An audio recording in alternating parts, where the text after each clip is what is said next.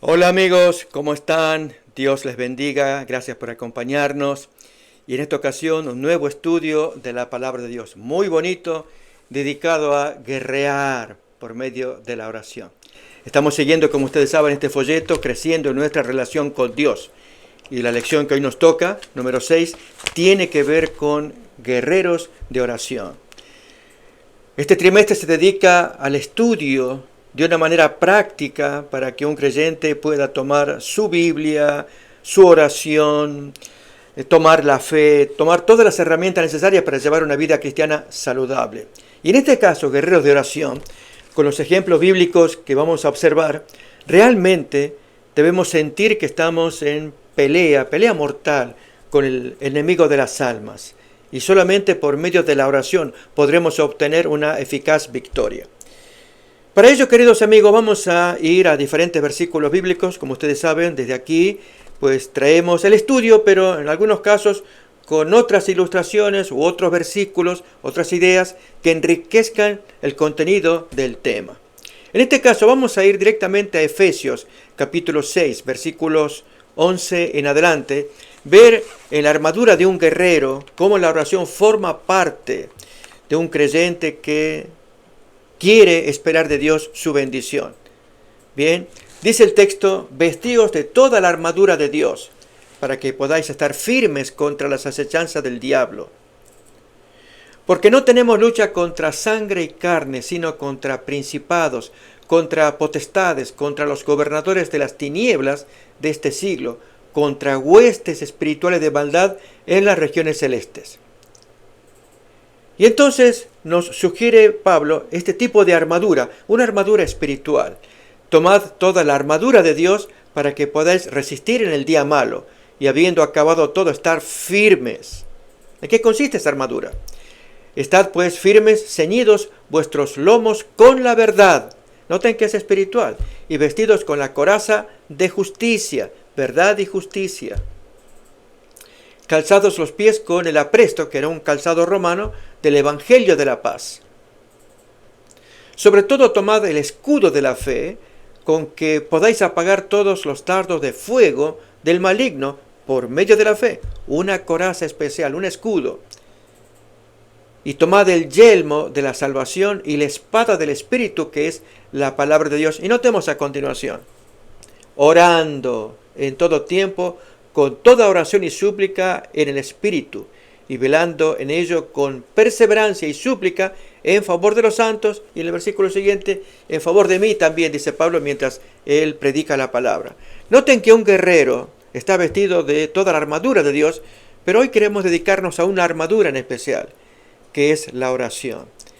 Y la lección nos propone varios ejemplos, Daniel, Enoc, Moisés, yo propondré algún otro más, como David y sus salmos, ya vamos a mirarlo, pero ¿qué lecciones podemos aprender de esta gente que fueron muy devota, muy dedicada a la oración? Vamos pues a ver algunos ejemplos en Daniel capítulo 2. Hoy básicamente es ver a estos guerreros que echan mano del recurso de la oración para fortalecerse, apagar los dardos de fuego del maligno. Se nos dice también que están convencidos que Dios los cuida, los protege. De hecho, va a aparecer una historia muy interesante en Daniel también, pero en el capítulo 10, que no está mencionado en la lección, donde allí vemos a un guerrero real de oración, peleando mientras allí sus compañeros están llevando a cabo una guerra. Compañeros, guerra, Daniel 10. Bien, ya vamos a mirar. Pero vamos pues entonces a Daniel capítulo 2. Allí Daniel se entera de una orden de muerte en el capítulo 2. Y entonces abrimos el versículo 17 y 18 para ver cómo Daniel recurre a la oración para hacerle frente a esta orden de muerte de parte de Nabucodonosor, porque los magos no le solucionaron su problema del sueño. Luego se fue Daniel a su casa e hizo saber el problema que había a sus compañeros, Ananías, Misael y Azarías, revelarles que Nabucodonosor el rey estaba muy fastidiado, para que pidiesen misericordia del Dios del cielo sobre este misterio, a fin de que Daniel y sus compañeros no pareciesen con los otros sabios de Babilonia.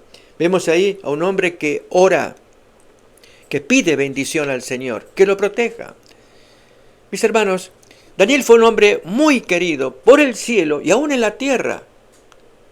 Los gobiernos que estuvieron frente a él, como el caso de Nabucodonosor, aún hasta los días últimos del imperio babilónico con Belsasar, era muy respetado, cuanto más con el siguiente imperio, el imperio medo-persa, con Darío el Medo primero, Ciro después, porque era un hombre consagrado, pero dedicado a la oración. Miremos cómo ahora agradece a Dios por el misterio del sueño de Nabucodonosor en los versículos siguientes, 2:19 en adelante. Y lo hace por medio de la oración. Así es como Dios quiere que nos comuniquemos con Él. Miremos pues.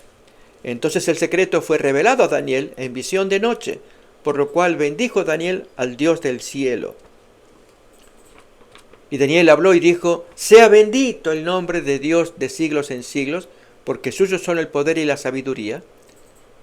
Él muda los tiempos y las edades, quita reyes y pone reyes, da la sabiduría a los sabios y la ciencia a los entendidos. Él revela lo profundo y lo escondido, conoce lo que está en tinieblas, y con él mora la luz. A ti, oh Dios de mis padres, te doy gracias y te canto alabanzas, porque me has dado sabiduría y fuerza, y ahora me has revelado lo que te pedimos, pues nos has dado a conocer el asunto del rey. Notemos allí, Daniel tiene palabras de gratitud para con su Creador, y obtiene respuesta por medio de una ferviente oración. No solamente la oración caracterizó a Daniel, sino una vida recta, tanto que los enemigos le buscaban defectos. Esto nos cuenta ya capítulo 6 de Daniel, ya entrando al siguiente imperio medo-persa en tiempo del primer rey Darío el Medo. En el capítulo 6, versículos 3 y 4, vemos allí cómo sus compañeros sátrapas querían deshacerse de Daniel y tramaban algo horrible, pero no podían encontrar defecto, porque era un hombre recto. Miremos, pero Daniel mismo era superior a estos sátrapas y gobernadores, porque había en él un espíritu superior. Y el rey, Darío el Medo, pensó en ponerlo sobre todo el reino. Entonces los gobernadores y sátrapas buscaban ocasión para acusar a Daniel en lo relacionado al reino, mas no podían hallar ocasión alguna o falta, porque él era fiel, y ningún vicio ni falta fue hallado en él. Notemos la rectitud que caracterizaba a este siervo del Señor y siervo también de los gobiernos de turno, Babilonia, luego Medo-Persia, y sin embargo se mantenía recto y fiel a su oración. Como consecuencia de ese comportamiento de oración, los enemigos que querían deshacerse de él tramaron un plan perverso, en el cual el mismo rey que apreciaba a Daniel cayó en la trampa, hacer firmar una orden por la inapelable ley de Media y Persia, así era conocida en la antigüedad, irrevocable, no se la podía cambiar. Se castigara con la muerte a aquel que por 30 días le clamara a otro dios o a otro hombre y que no fuera directamente al rey Darío. Darío firmó, pero es aquí que Daniel no iba a cambiar su comportamiento acostumbrado, que era dedicar tiempo a la oración. Capítulo 6 de Daniel, versículos 10, 11, podemos mirar este comportamiento de este siervo de Dios. Cuando Daniel supo que el edicto había sido firmado, entró en su casa y abiertas las ventanas de su cámara que daban hacia Jerusalén. Se arrodillaba 3 veces al día. Ya luego tenemos que hablar de cuántas veces podemos orar o qué postura también para la oración. La lección trata de ello, pero por lo menos estamos mirando esta experiencia de un hombre valiente que le hace frente al edicto mortal. Pues dice acá, se arrodillaba 3 veces al día y oraba y daba gracias delante de su Dios como lo solía hacer antes, como siempre lo había hecho. Y que ahora acaso una orden iba a cambiar su comportamiento. Siguiente versículo. Entonces se juntaron aquellos hombres y hallaron a Daniel orando y rogando en presencia de su Dios. Amigos, ¿podemos cambiar esta conducta, si es que la tenemos, de ser perseverantes en la oración? Y dado el caso, con riesgo de perder la vida, si hay enemigos que se ofenden y tienen poder para destruir, si ven a un hijo de Dios orando, arrodillado, clamando a su Dios. Bien, este era Daniel. Hizo frente. Y amigos, no porque él fuera arrogante, petulante, sino porque confiaba en Dios. Había sido su amigo siempre. ¿Por qué ahora negarlo? Alguien diría, pero no podría haber cerrado las ventanas. Es que el texto dice que era costumbre de él tener las ventanas abiertas. 3 veces al día iba a su cámara y dedicaba tiempo para hacer su oración y clamar a Dios, al Dios que amaba al pueblo israelita en Jerusalén. Y estos enemigos pues aprovecharon esa ocasión para hacerle daño. Tremenda esta historia del libro de Daniel. Pero ahora miremos más todavía en el capítulo 9, una oración sumamente conocida. Daniel, que ya en los días de Darío el Medo, justamente este mismo personaje, allí hace una oración profunda luego de haber leído la Biblia en Jeremías, el capítulo 25, que hablaba de 70 años de cautiverio y se aproximaba el tiempo de la liberación. Estamos leyendo el primer año de Darío y finalmente el edicto de liberación se va a producir más o menos unos 2 años más tarde. Cuando terminan los 2 años aproximados de Darío, comienza el primero de Ciro y allí se da el edicto finalmente de liberación. Pero leamos pues entonces Daniel capítulo 9, los versículos primero en adelante y partecita de la oración para inspirarnos. Un siervo de Dios, un guerrero. Pero luego miraremos el capítulo del guerrero que dije de Daniel. Leamos pues. En el año primero de Darío, hijo de Asuero, de la nación de los Medos, que vino a ser rey sobre el reino de los caldeos. En el año primero de su reinado, yo, Daniel, miré atentamente en los libros el número de los años de que habló Jehová al profeta Jeremías en el capítulo 25, que habían de cumplirse las desolaciones de Jerusalén en 70 años. Y volví mi rostro a Dios, el Señor, buscándolo en oración. Notamos nuevamente un siervo buscando a Dios. Oración, ruego, ayuno, cilicio, ceniza. Y la oración, amigos, es sumamente conocida. No la vamos a citar ahora. Allí confiesa los pecados. El libro de Daniel no registra algún hecho pecaminoso directo de parte del profeta, pero él se identifica con los pecadores. A Dios le agrada. Él intercede por su pueblo y reconoce que si están sufriendo calamidades él dice, por nuestros pecados. Hemos desobedecido a tus profetas que nos hablaban en tu nombre. Hemos olvidado la ley de Moisés, que en tu nombre tú nos hablabas. Sí, mis amigos, Daniel fue muy honesto. Pero miren ahora este texto, poco estudiado quizás, está en Daniel. Capítulo 10, un guerrero en la oración. Versículo 1, se nos habla del tercer año de Ciro. Esto es el año 535 aproximadamente antes de Cristo. Si contamos que en el 537 sería el primer año de Ciro, bien, el tercero de Ciro, capítulo 10, 1 de Daniel, leemos así. En el año tercero de Ciro, rey de Persia, fue revelada palabra a Daniel llamado Belsasar. Y la palabra era verdadera y el conflicto grande, pero él comprendió la palabra y tuvo inteligencia en la visión. En aquellos días yo, Daniel, estuve afligido por espacio de 3 semanas. No comí manjar delicado, ni entró en mi boca carne ni vino, ni me ungí con ungüento hasta que se cumplieran las 3 semanas. ¿Qué estaba pasando, amigos, en el capítulo 10? El rey Ciro había entrado en conflicto. Nos contará el capítulo que el ángel Gabriel vino a entrevistarse con Daniel, ya que Daniel estaba orando y tú eres un ser muy amado, porque decidiste entender y humillarte ante tu Dios, yo he venido para revelarte. Que Gabriel estaba peleando con el príncipe de Persia. Y ese príncipe, amigos, en hebreo la palabra zar nunca se utiliza para significar rey. Zar se usa a nivel humano o nivel divino. Si es humano, significa un servidor del rey. Es el caso de Potifar, por ejemplo.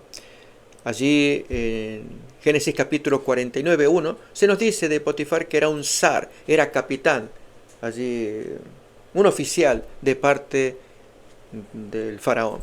Y así varios ejemplos que tenemos de zar en el plano humano. Es un servidor, un oficial, es un soldado también.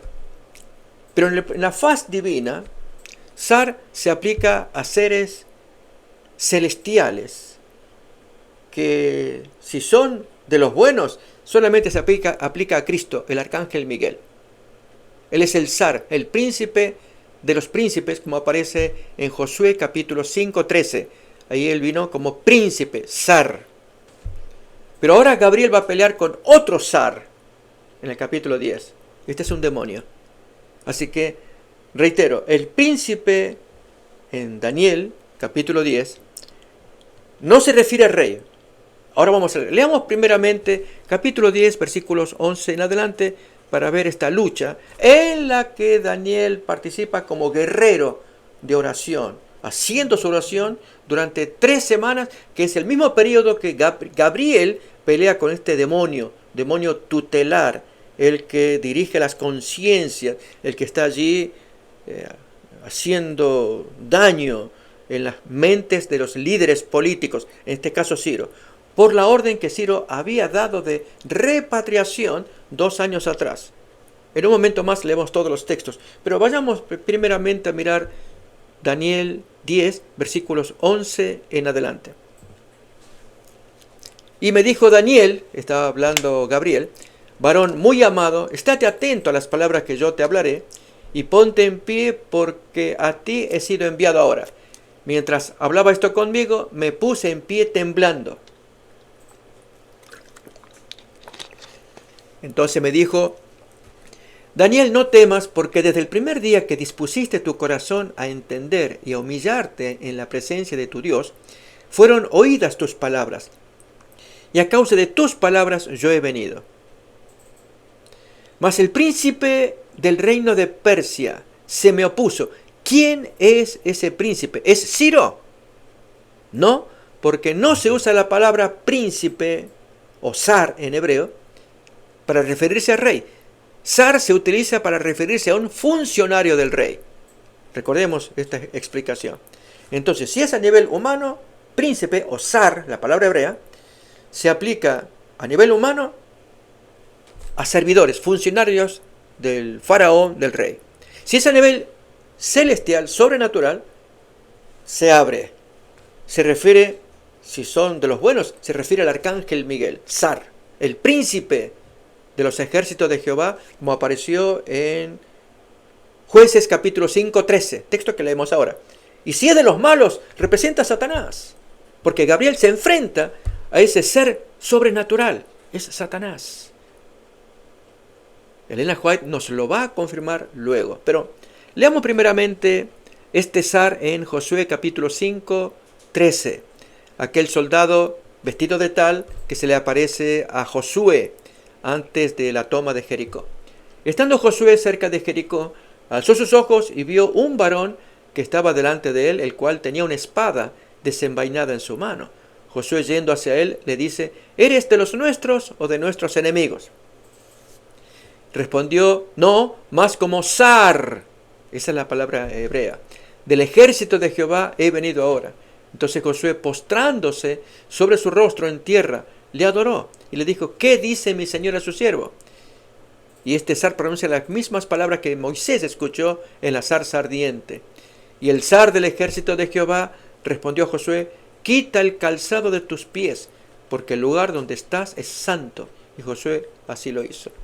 Es nada menos que la persona de Miguel o Cristo. Es fascinante, ¿verdad? Bien, volvemos otra vez a Daniel capítulo 10, cuando Gabriel testifica que va a pelear contra el príncipe del reino de Persia.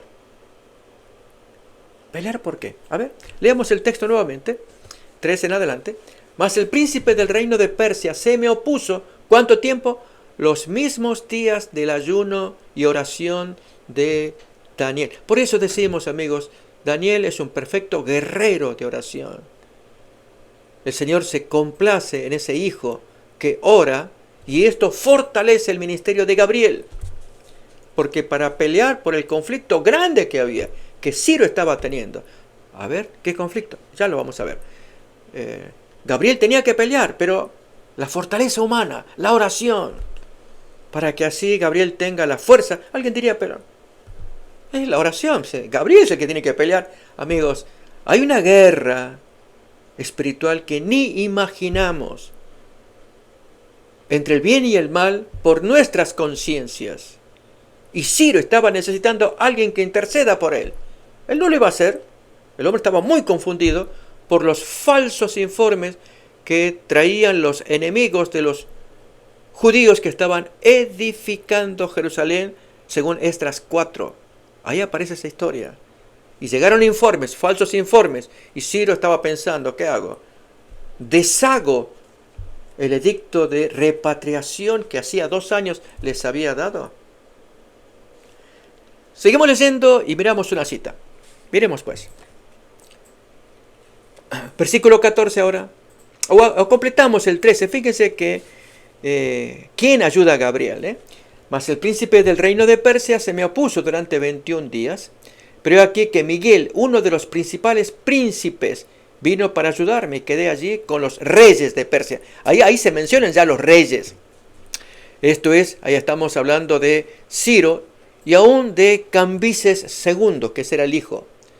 Este Cambises pues estaba ayudando a su padre. Tenía el otro hermano Esmerdis.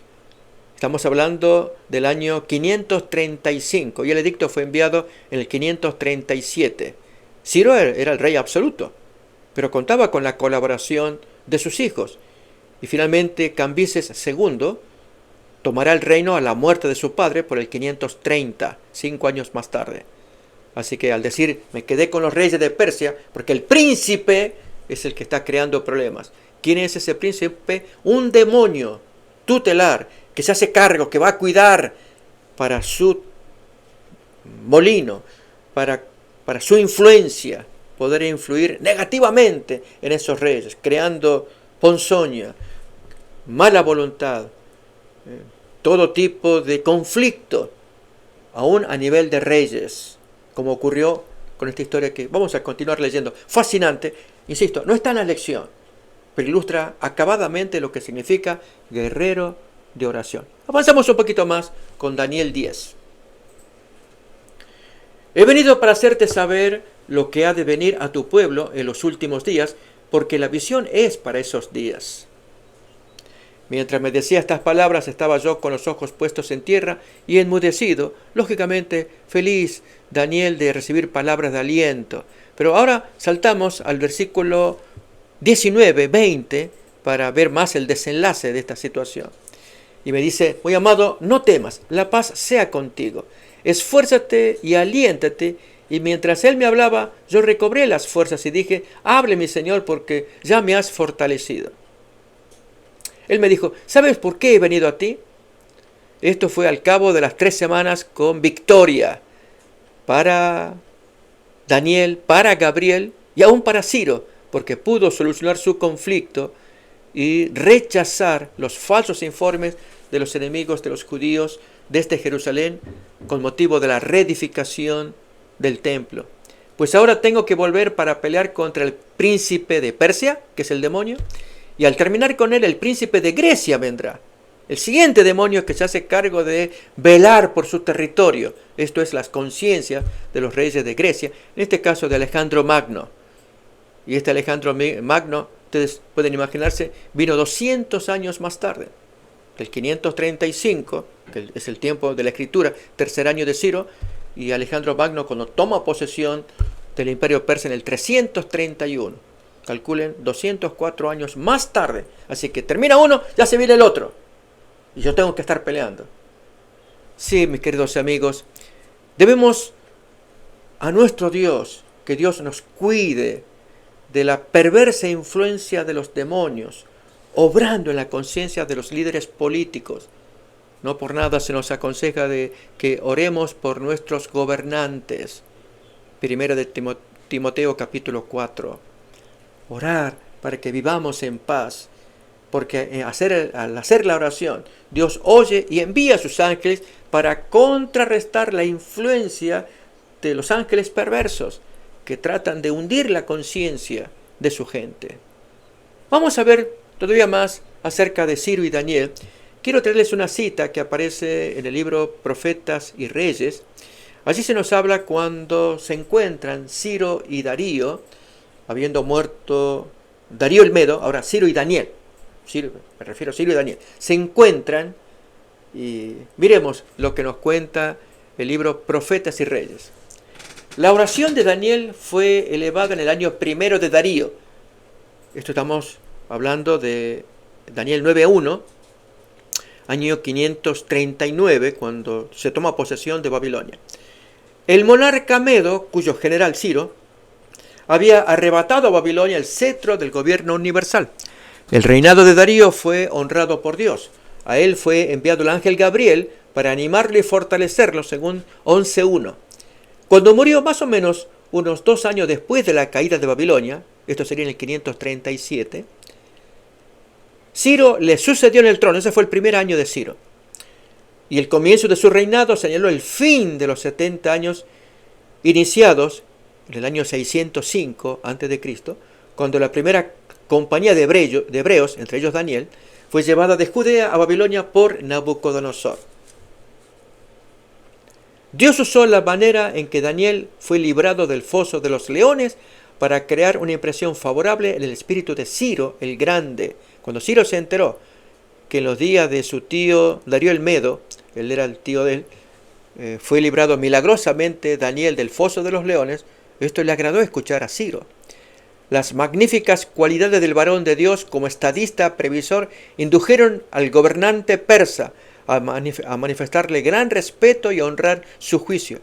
Y ahora, precisamente en el tiempo en que Dios había dicho que haría reedificar su templo de Jerusalén, movió a Ciro como agente suyo para que discerniera las profecías concernientes a él mismo, bien conocidas por Daniel, y le indujo a conceder su libertad al pueblo judío.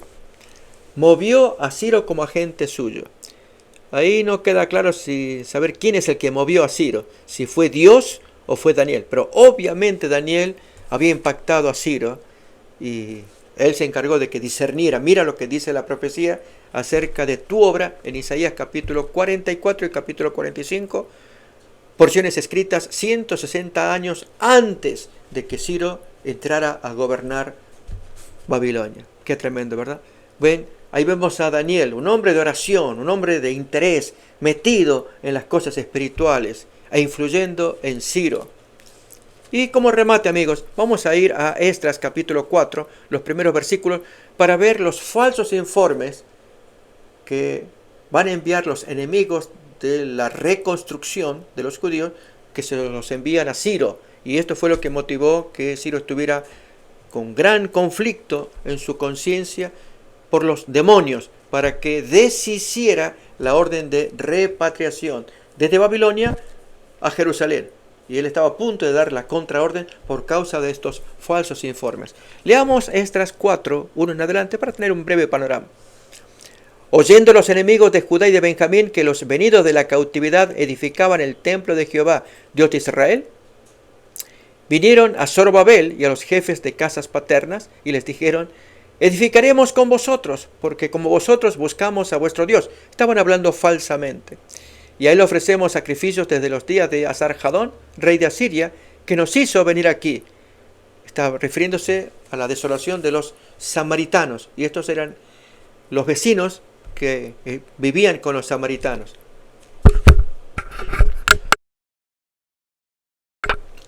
Zorobabel, Jesúa y los demás jefes de casas paternas de Israel dijeron: no nos conviene edificar con vosotros casa a nuestro Dios, sino que nosotros solos la edificaremos a Jehová, Dios de Israel, como nos mandó el rey Ciro, rey de Persia.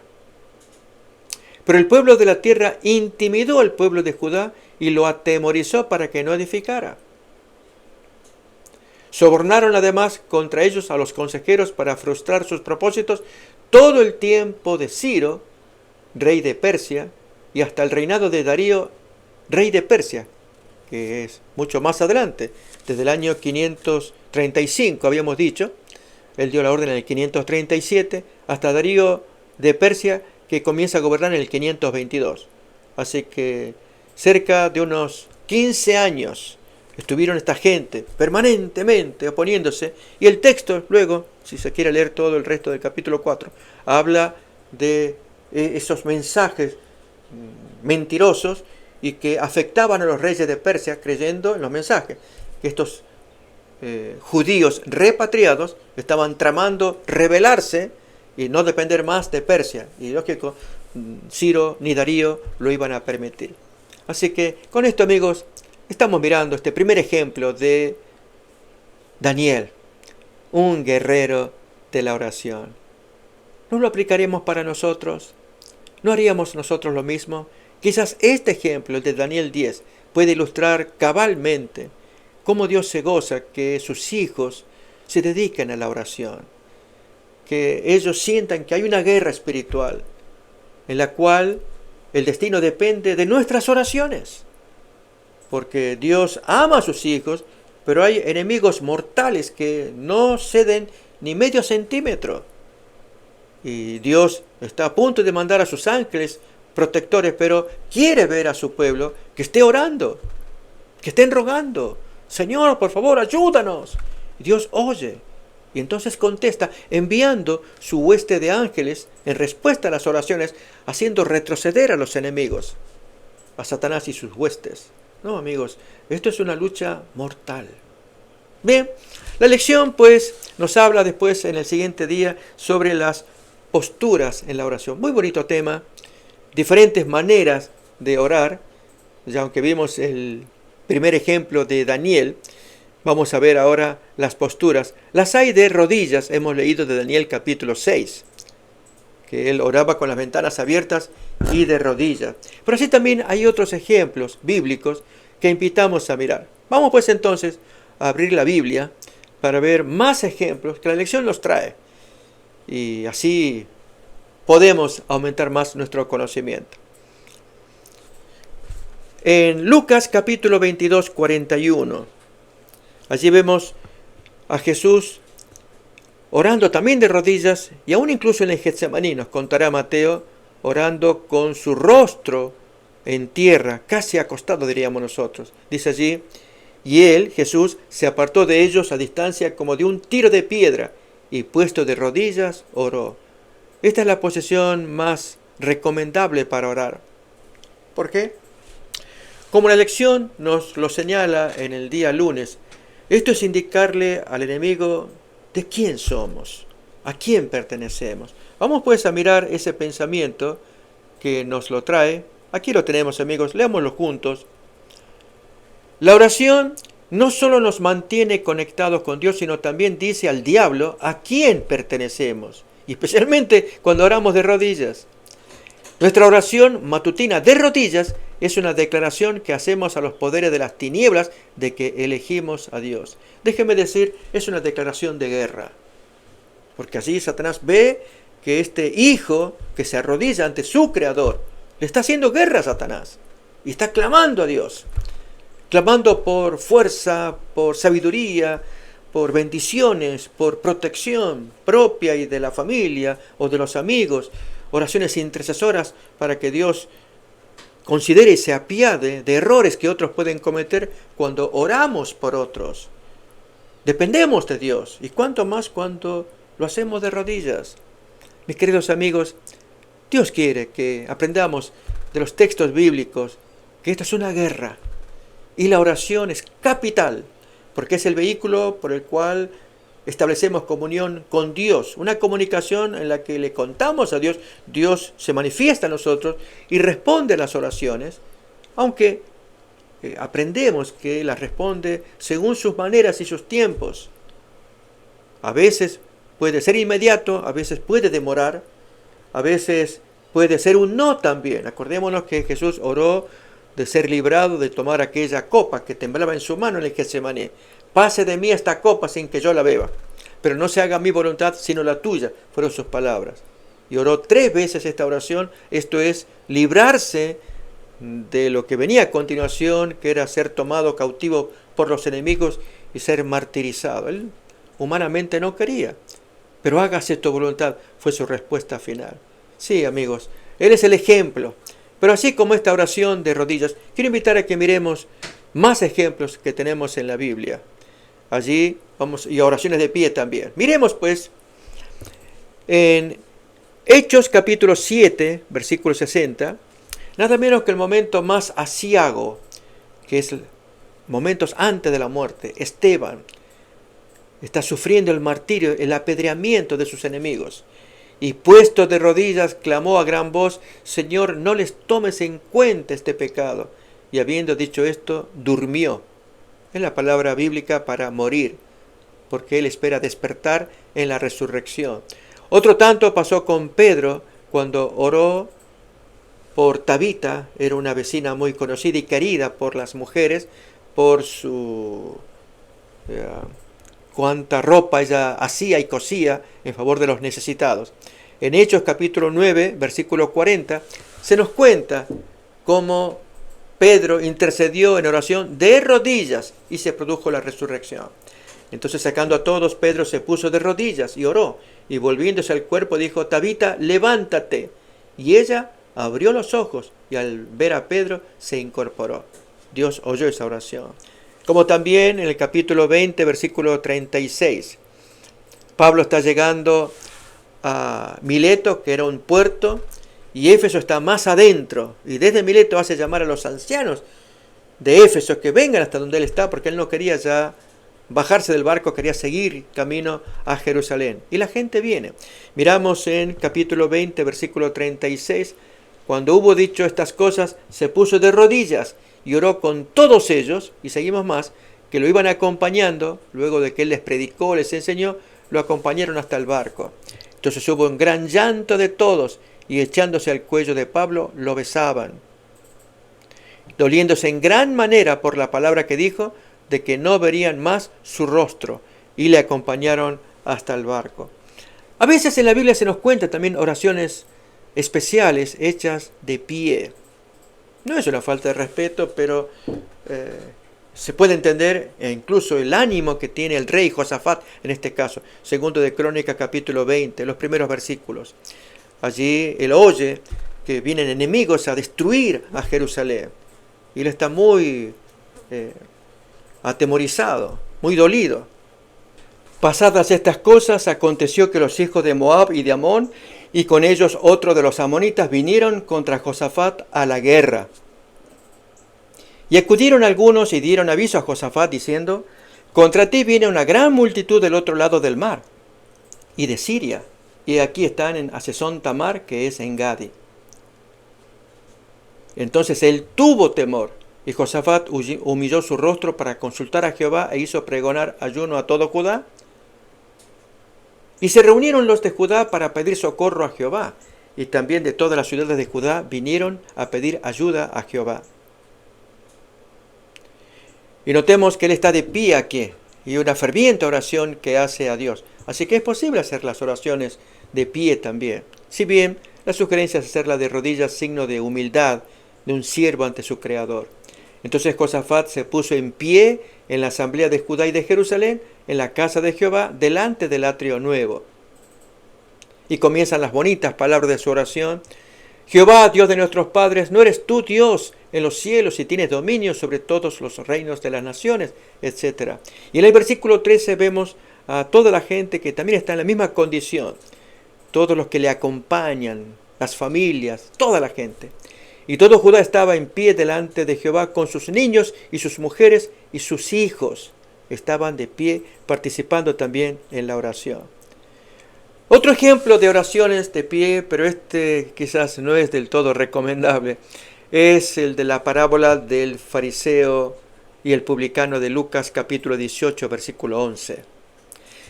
Decimos, podemos orar de pie, pero este quizás sea uno de los más tristes ejemplos. Si de pie significa una actitud de soberbia, como finalmente ocurre con este fariseo al hacer su oración de pie. Miremos pues la parábola del fariseo y el publicano. El fariseo, puesto en pie, oraba consigo mismo de esta manera: Dios, te doy gracias, porque no soy como los otros hombres, ladrones, injustos, adúlteros, y aún como este publicano, etc. También oraciones, yo dije, postrados en tierra, es el caso de Jesús. Allí en Getsemaní también. En Marcos capítulo 14, lo habíamos visto orando de rodillas, pero ahora con su rostro en tierra, como diríamos, acostado totalmente, humillado. Bien, en Marcos capítulo 14, abrimos pues y vamos a ver allí cómo Jesús está humillado en tierra. Marcos 14, versículo 35.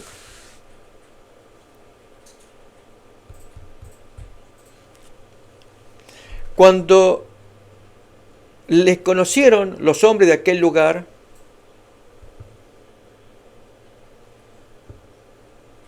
Marcos.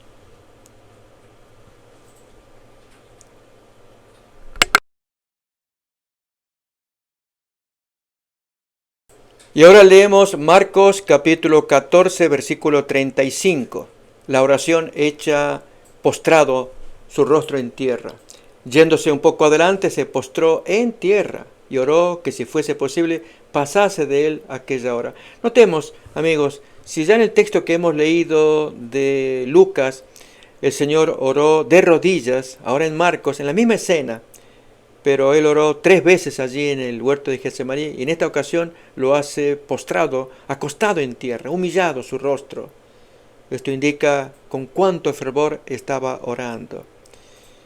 Así vamos aprendiendo vez tras vez más sobre los secretos de la oración poderosa, porque creo que todos queremos conocer esos secretos.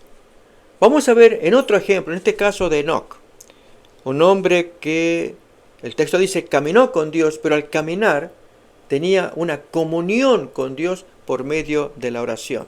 Génesis capítulo 5, versículo 22 al 24. Allí podemos mirar cómo este siervo de Dios, reconocido, famoso, universalmente, se dice muy poco de él, pero vamos a leer una cita que nos trae la lección muy bonita sobre el poder de la oración en la vida de Enoc. Y caminó Enoc con Dios después que engendró a Matusalén 300 años y engendró hijos e hijas. Y fueron todos los días de Enoc 365 años. Caminó pues Enoc con Dios y desapareció porque lo llevó Dios. Caminar con Dios, ¿qué abarca? Vamos pues a mirar en el libro Patriarcas y Profetas, en la página 66. Hay un pensamiento bonito que escribe el Espíritu de Profecía para ilustrar lo que significa en tiempos modernos, lógicamente comparando con la antigüedad. El caminar con Dios es realizar las tareas comunes de todos los días, pero en ferviente comunicación con Dios, mente con mente. Así como Enoc, también nosotros podemos establecer esa comunión. Miramos pues el texto que dice: en medio de una vida de activa labor, Enoc mantenía fielmente su comunión con Dios. Cuanto más intensas y urgentes eran sus labores, tanto más constantes y fervorosas eran sus oraciones. Seguía apartándose durante ciertos lapsos de todo trato humano. Después de permanecer algún tiempo entre la gente, trabajando para beneficiarla mediante la instrucción y el ejemplo, se retiraba con el fin de estar solo, para satisfacer su sed y hambre de aquella divina sabiduría que solo Dios puede dar. Manteniéndose así en comunión con Dios, Enoc llegó a reflejar más y más la imagen divina. Tenía el rostro radiante de una santa luz, semejante a la que resplandece del rostro de Jesús. Cuando regresaba de estar en comunión con Dios, hasta los impíos miraban con reverencia ese sello del cielo en su semblante. Así es, queridos amigos, esta es una pequeña semblanza de lo que significó la oración en la vida de Enoc. Al decir estar solo, ¿podríamos orar en voz alta? Saben, se recomienda que oremos audiblemente porque lo podemos retener en la mente, pero si sale de nuestra voz, regresa al oído, lo escuchamos. Entonces se retiene mejor entre el pensamiento y la audición. Orar audiblemente. Quizás que nadie escuche, nadie esté presente, pero así Dios oye igual nuestra mente o nuestras palabras. Pero en nuestro caso el beneficio va a ser para nosotros porque se graba mejor al expresarlo y oírlo a la vez. Dios quiere que seamos personas que le tengamos confianza a Dios para hablarle abiertamente, confiando en Él, en que Él todo lo oye, todo lo penetra. Quiere nuestra adhesión, nuestra fidelidad, porque Él lo dio todo en la persona de Jesús. Se sacrificó el todo para que nosotros podamos heredar salvación. Así pues, vamos a ir mirando más ejemplos. El que tenemos ahora es Moisés, gran personaje de la Biblia.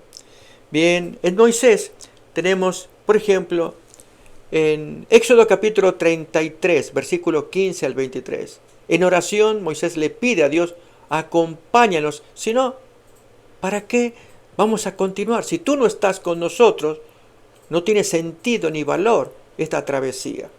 Moisés responde, si tu presencia no ha de ir conmigo, no nos saques de aquí.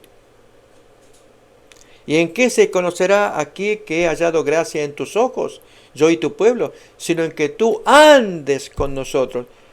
Esa oración, mis amigos, la tenemos que pronunciar. Pedirle que Dios esté acompañándonos. Y no solamente nosotros con nuestros planes. Y a las más de las veces, cuando dejamos de orar, creemos que ahora lo haremos según nuestra sabiduría y cometemos errores, porque Dios no estuvo acompañando a ese hijo. Sino que tú andes con nosotros y que yo y tu pueblo seamos apartados de todos los pueblos que están sobre la faz de la tierra. Y Jehová dice a Moisés, también haré esto que me has dicho, por cuanto has hallado gracia en mis ojos y te he conocido por tu nombre. Es decir, tú me has causado favor en mi corazón. Y Dios le manifestaba aprobación a Moisés. Pero aún siga más las palabras entre ambos. Él entonces dijo, te ruego que me muestres tu gloria. Noten qué confianza que tenía Moisés en la relación con Dios. Ustedes se acuerdan que Dios había dicho que allí en Números 12, que si Dios se aparece un profeta, no lo haría sino con Moisés. Lo hizo de un modo, y aquí sí le hablaría en visión, pero con él le hablaré cara a cara. Números 12. Efectivamente, cara a cara se estaba expresando para pedirle, muéstrame tu gloria. Era un pedido osado, pero Dios le contesta, tú vas a ver mis espaldas. No te voy a permitir que veas mi cara porque no me puede ver el hombre y sobrevivir. Qué pensamiento, mis amigos, ¿eh? Yo haré pasar todo mi bien delante de tu rostro y proclamaré el nombre de Jehová delante de ti. Y tendré misericordia del que tendré misericordia y seré clemente con el que seré clemente. Pero no podrás ver mi rostro porque no me verá el hombre y sobrevivirá.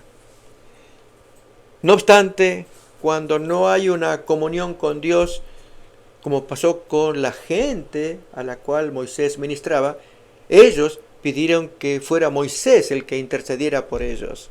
Moisés lo hizo con amor. Miremoslo en Éxodo capítulo 20, versículo 18 en adelante. Interceder por otros. Pero qué bueno es que cada uno de nosotros desarrolle confianza en Dios y que otros nos dijeran, ¿puedes orar por mí, por favor? Dios a ti te escucha. Yo a mí no creo, pero a ti te va a escuchar. Es un honor. Bien, en Éxodo capítulo 20, 18 al 21 leemos. Todo el pueblo observaba el estruendo y los relámpagos, el sonido de la bocina y el monte que humeaba. Y viéndolo el pueblo temblaron y se pusieron de lejos. Y dijeron a Moisés, habla tú con nosotros y nosotros oiremos, pero no hable Dios con nosotros para que no muramos. Tú intercede por nosotros. Esencialmente es lo que están diciendo ellos. También podemos mirar otros textos como el capítulo 32, versículos 1 en adelante, cuando habían caído en desgracia, en pecado, Moisés intercede por el pueblo. Viendo el pueblo que Moisés tardaba en descender del monte, se acercaron entonces a Aarón y le dijeron, levántate, haznos dioses que vayan delante de nosotros, porque a este Moisés, el varón que nos sacó de la tierra de Egipto, no sabemos qué le haya acontecido. Y Aarón les dijo: apartad los zarcillos de oro que están en las orejas de vuestras mujeres, de vuestros hijos y de vuestras hijas, y traédmelos. Y así es como él forma luego ese becerro repugnante que ofendió tanto a Dios. Pero en el versículo 31 podemos mirar ahora cómo Moisés va a obrar frente a este hecho tan grave y pecaminoso. Entonces volvió Moisés a Jehová y le dice: te ruego, pues este pueblo ha cometido un gran pecado, porque se hicieron dioses de oro. ¿Qué es lo que va a hacer Moisés? Es interceder. Que perdones ahora su pecado. Y dice: no, ráeme, quítame, bórrame ahora de tu libro que has escrito. Y Jehová responde a Moisés: al que pecare contra mí, a este raeré yo de mi libro. Qué pensamiento solemne, queridos amigos. Dios está diciendo que una persona que peca contra Dios corre altísimo riesgo de que Dios lo elimine del libro de la vida. Y esto es para que nosotros reflexionemos. Allí cobremos desánimo para cometer nuevos pecados. Al contrario, si queremos que se retenga nuestro nombre del libro, Dios dice, lo hemos leído, lo leemos otra vez, versículo 33. Al que pecare contra mí, a este yo raeré o borraré de mi libro. Bien, vemos a Moisés intercediendo en su amor que tenía por el pueblo, pero también intercedió por personas como Aarón o aún por su hermana María. Miremos, por ejemplo, en Números capítulo 12, el grave pecado que cometen los hermanos de Moisés al criticar a la esposa de Moisés, como era cusita, muy posiblemente por el color de la piel. Bien, en Números 12, versículo 1 en adelante, leemos la queja y crítica que hacen los hermanos mayores de Moisés. María y Aarón hablaron contra Moisés a causa de la mujer cusita o etiópica que había tomado, porque él había tomado mujer etiópica. Y dijeron: solamente por Moisés ha hablado Jehová, ¿no ha hablado también por nosotros? Y lo oyó Jehová, y él se molestó. Y aquel varón Moisés era muy manso, más que todos los hombres que había sobre la tierra, y aguantó que le criticaran a la esposa, en la forma tan indiscriminada que estos dos hermanos mayores hicieron contra la cuñada. Luego dijo Jehová a Moisés, a Aarón y a María: salid vosotros tres al tabernáculo de reunión. Y salieron los tres. Un problema verdaderamente de familia. Entonces Jehová descendió en la columna de la nube y se puso a la puerta del tabernáculo y llamó a Aarón y a María, y salieron ambos. Y él les dijo: oíd ahora mis palabras. Y Dios estaba muy enojado, especialmente con la hermana mayor, María, o Miriam también, es el nombre en hebreo. Enojado por la libertad con que se habían tomado para criticar a su siervo, Moisés, y a su familia. ¿Qué hace pues Dios molesto? La manda al desierto leprosa, leprosa como la nieve, blanca quedó. Una semana completa. Aún Dios dice: ¿acaso si un padre está ofendido con el hijo no le escupiría en la cara? Saquen esa mujer. Y entonces Moisés intercede por su hermana, a pesar de que ella lo había criticado, y especialmente la cuñada. Versículo 13, miremos la actitud que tiene Moisés. Entonces Moisés clamó a Jehová diciendo: te ruego, oh Jehová, oh Dios, que la sanes ahora. Responde Jehová: pues si su padre hubiera escupido en su rostro, ¿no se avergonzaría por 7 días? Sea echada fuera del campamento por 7 días, y después volverá a la congregación. Miremos ahora, mis hermanos, ejemplos de Moisés intercediendo por la gente. Hoy necesitamos quienes intercedan por otros. ¿Usted intercede? ¿Usted ora? Acuérdese de Job, que oraba por sus hijos, cuenta el texto bíblico. Aún más, él hacía sacrificios y decía: no sea que mis hijos hayan pecado delante de Jehová. Los hacía traer y los purificaba. Como eran jóvenes, quizás descocados, uno no sabe, pero el padre sí tomaba precaución y hacía sacrificios y le pedía perdón a Dios. Señor, perdona a mis hijos, porque seguramente habrán hecho algo que te ofende. Yo te pido que... Y Dios escuchaba la oración. Oraciones intercesoras. Amigos, animémonos a orar por gente que está a nuestro alrededor, quizás nuestros mismos parientes, seres amados. Por ahí nos confiamos y decimos, bueno, Él cosechará lo que hace, ¿qué culpa tengo yo? Es cierto, cada cual cosechará de los errores que ha cometido, pero la oración intercesora da un paso más adelante y es pedirle a Dios, Señor, ten paciencia, ten clemencia, considera a este pariente mío, otórgale misericordia, otórgale perdón y suspende tu enojo que tienes porque él ha cometido un grave error. Puede pasar. Y Dios se goza con que nosotros manifestemos su carácter, que nos parezcamos a Él. Porque Dios ama la misericordia y quiere ver a hijos que interceden. Moisés es un muy clásico ejemplo. Vamos a ver varios ejemplos e incluso gastarse 40 días de hacer oraciones, como es el caso de los espías. Cuando los espías regresaron en aquella primera misión, que finalmente se abortó por la queja de toda la gente, Dios estaba tan fastidiado que los iba a destruir. ¿Y qué hizo Moisés? Abrimos pues en Deuteronomio capítulo 9. Acompáñenme, leamos el versículo 15. Y luego el versículo 25. Y volví y descendí del monte, el cual ardía en fuego con las tablas del pacto en mis 2 manos. Me postré pues delante de Jehová 40 días y 40 noches. Estuve postrado, porque Jehová dijo que os había de destruir. ¿En ocasión de qué? En ocasión de ese pecado tan grave de la idolatría que tuvieron. Pero todavía más, seguimos leyendo los textos. Y oré a Jehová diciendo, oh Señor, no destruyas a tu pueblo y a tu heredad que has redimido con tu grandeza que sacaste de Egipto con mano poderosa. Acuérdate de tus siervos, Abraham, Isaac y Jacob. No mires a la dureza de este pueblo, ni a su impiedad, ni a su pecado. No sea que digan los de la tierra de donde nos sacaste, por cuanto no pudo Jehová introducirlos en la tierra que les había prometido, o porque los aborrecía, los sacó para matarlos en el desierto. No, que no diga eso la gente. En el capítulo 10, versículo 10, vemos otro ejemplo de la intercesión de Moisés. Y yo estuve en el monte como los primeros días, 40 días y 40 noches. Y Jehová también me escuchó esta vez, y no quiso Jehová destruirte. Sí, amigos, Dios amó mucho a este siervo porque gastaba su tiempo orando en favor de su pueblo. Pero dije, para ir concluyendo con la lección, que hay otro personaje que querría introducir en este estudio. Se estudió de Daniel, de Enoc, de Moisés y David con sus salmos, guerrero de oración. Sí, mis queridos amigos. David, vamos a ver solamente una pequeña selección de salmos, alguna introducción quizás. Abramos pues la Biblia para ver a David.